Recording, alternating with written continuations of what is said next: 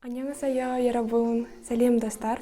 Менің есімім Айсел, және мен бұл видеода Кореяға деген кішкене болсын қызығушылықтары бар, немесе арман мақсаттары бар жастарға өзім не білемін, корей тілі бойынша үйренген бар білімімді, тіпті кейбіреулер айта бермейтін құпиялармен сіздермен шын жүректен бөліскім келеді.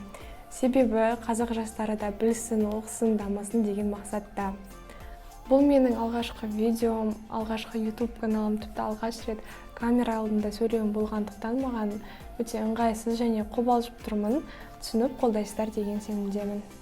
Бірақ оған қарамастан мен міндетті түрде алдағы уақытта пайдалы тақырыпта видеолар түсіретін боламын. Әрине барлығы Корея және корей тілі сабақтары бойынша болады. Сол себепті келесі видеоларды жіберіп алмас үшін подписация басып, яғни тіркеліп, оның жанындағы колокольчикті, яғни қоңырауды бассаңыздар, сіздерге міндетті түрде жаңа видеолар бойынша уведомление келіп тұрады. Сонда сіз жаңа видеоларды бірінші болып көре аласыздар. Ал қазір сіздерге көруге ыңғайсыз болып тұрса, лайк басып, кейін бұл видео понравившееся деген бөлімде тұрады. Өзіңізге ыңғайлы уақытта көріп, қайтадан тамашалай аласыз. Өздеріңіз көріп отқандай, мен каналымды қазақ тілінде жүргізіп жатырмын, себебі қазақ тілі өз ана тілім, екіншіден және ең бастысы корей тілін негізі қазақ тілінде үйрену оңай. Не себепті екенін келесі корей тілі бойынша өтетін бірінші сабақта айтып түсіндіретін боламын. Енді тақырыптың өзіне көшейік. Корей тілін үйрену үшін, тіпті кез келген тіл үйрену үшін не керек? Бірінші ол әрине мақсат керек. Егер мақсаттарыңыз болмаса, тілді үйренуге деген мотивацияларыңыз болмай, ары қарай ерініп, тастап кетулеріңіз әбден мүмкін. Сол себепті бірінші мақсат қойып алыңыздар. Араларымызда бірақ мақсаттары бар да жастар бар шығар, иә? Мысалы, кейбіреулеріңіз Кореяға оқуға түсу, немесе онда жұмыс істеу, айдол, немесе PU болғыларыңыз келетін шығар. PU дегеніміз корей тілінен аударғанда актер дегенді білдіреді. Екінші, нақты жоспар жүйесі бар, курстарға, сабақтарға қатысыңыздар.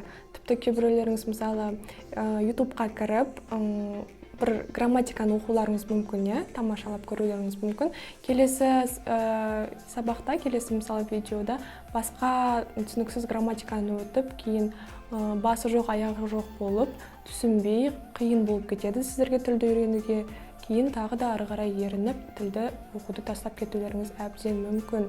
Сол себепті менің кеңесім сіздер отойдық жоспар жүйесі бар курстарға, нақты дәлелденген курстарға қатысып видеоларды көріңіздер.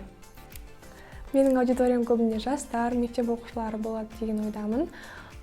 Сол себепті бірінші пунктте айтқанымыздай, бірінші тілді үйрену үшін мақсатты қойдық. Мысалы, араларыңызда әлемге әйгілі топ BTS-ның фанаттары бар шығар, арми деп аталады олар. Араларыңызда кейбіреулеріңіз дорамалар сүйіп көретін шығарсыздар. Бірақ сол мақсаттарыңызды көп жастар дұрыс пайдаланбай жатады. Оның орнына тек ата-аналарына сол ән тыңдап, тек солай еліктегендерін ғана көрсетіп жатады. Оның орнына әртүрлі корей тілі курстарына қатысқан сертификаттарыңызды алып көрсетіңіздер. Немесе дорама көрсеңіздер, оны озвучкасыз немесе субтитрсіз көріп жатқандарыңызды айтып қуантыңыздар. Сол кезде ата-аналарыңыз сіздердің нәтижелеріңізді көріп, өздері инициативасын танытып, ары қарай оқы, дами бер деген ойда болады деген сенімдемін. Мен корей тілін қалай оқып жүрмін? Мен өзім корей алфавитін, ол хангыль деп аталады, оны бір аптаның ішінде оқып жаттадым. Бастапқыда бірінші алғашқы рет Инстаграмнан осы корей тілі сабағының курсын сатып алған болатынмын, онлайн курсын.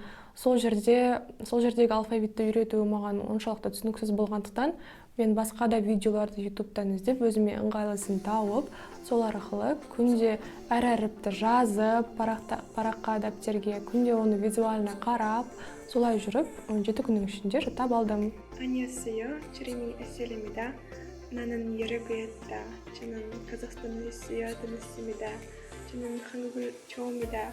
저는 한국어를 배우고 싶습니다. 만나서 반갑습니다. 안녕. Алғашқы онлайн сабақ сатып алғаннан бөлек, мен 3 күндік курстарға да қатыстым, тегін марафондарға да қатысып көрдім, 1 айлық онлайн курсқа да қатыстым. Одан бөлек ютубтағы сабақтарды да көрдім, телефондағы әртүрлі приложениялар арқылы сөздерді жаттадым. Әлі де жаттайтын боламын, әлі де дамитын боламын, әлі де курстарға қатысып өзімді ары қарай дамытатын боламын. Солай жүріп, мен Қазақстанда қаншама талантты жастар бар екенін көзім жетті, және мен оларға өте қуанамын және оларды мақтан тұтамын. Сөздіктерді қалай жаттап жүрмін? Әртүрлі корей тілі үйрететін блогерлердің курстарына қатысқаннан соң олар міндетті түрде сөздіктер береді, онлайн түрде болсын. Мен соларды шығарып алып, кәдімгі стикер бар ғой, әртүрлі формадағы жабыстыратын. Сол стикердің үстіне үйде қолданатын күнделікті тұрмыстық заттардың атын жазып қойып, сол жерге жабыстырып, сол әрбір заттың үстіне жабыстырып қойдым. Оны күнде көріп жүрген ата-анам да тіпті сол сөздерді жаттап алып жүрді. Ол да тиімді, оны да қолдануға сіздерге кеңес беремін.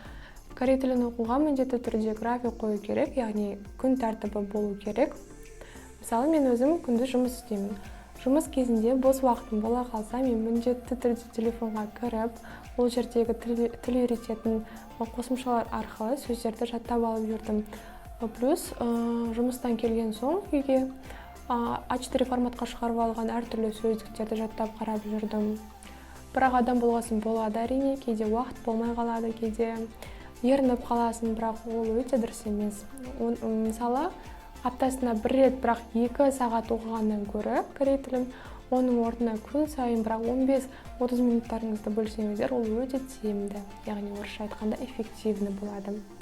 Сол себепті тілді үйренуге міндетті түрде регулярность керек, яғни үзбей үйреніңіздер. Және мен оған сіздерге көмектесетін боламын. Ал кешкісін мен тек оқып, сөздік жаттай бергеннен де кейде жалығып кетесің. Сол үшін душ жуып жатқан кезде немесе жатар алдын 1-2 сағат алдын міндетті түрде өзімнің сүйікті дорамалардың бірнеше серияларын көріп шығамын. Бірақ көптеген негізі блогерлер айтады, Instagram блогерлері болсын, яғни корей тілін үйрететін мұғалімдер айтады, егер драма көретін болсаңыздар, оны озвучкасы, субтитрсіз оригинал нұсқасын көріңіздер дейді. Бірақ ол тілді үйреніп жатқан жастарға қиындау болады деп ойлаймын өз басым. Сол себепті, мысалы, драма көретін болсаңыз, бастапқыда субтитрмен, яғни орысша жазылған субтитрмен көріп, фильмнің ортасына келгенде фильмнің түпкі ойын, кімнің кім екенін білген жағдайда ары қарай жартысынан бастап оригинал нұсқасында көрсеңіздер де тиімді. Ал достар, осымен бірінші видео соңына да жетті. Қызықты әрі пайдалы болды деген сенімдемін. Соңына дейін көргендеріңізге рахмет. Аньон!